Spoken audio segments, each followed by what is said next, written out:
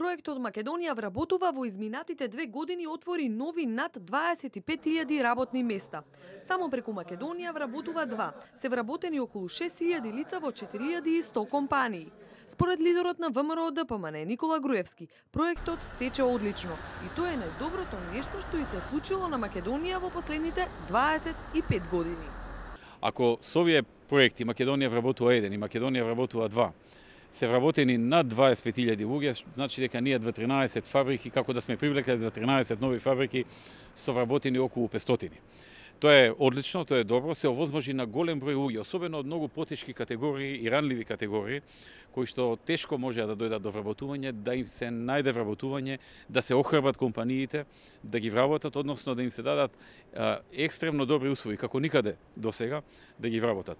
Лидерот на ВМРО ДПМН ги повика компаниите до 27 јуни, кога истекува проектот Македонија вработува 2, да ги искористат поволностите што ги нудат и да вработат лица по екстремно подобри услови и бенефиции.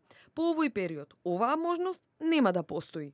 Проектот завршува на 27 јуни, што значи секој еден кој што има било каква можност, потреба да вработи некого по екстремно подобри услови, со неплаќање на многу давачки кон државата, да вработи луѓе кои што ќе бидат за него од гледна точка на неговата фирма многу поевтини, затоа што нема да плаќа одредени давачки за нив.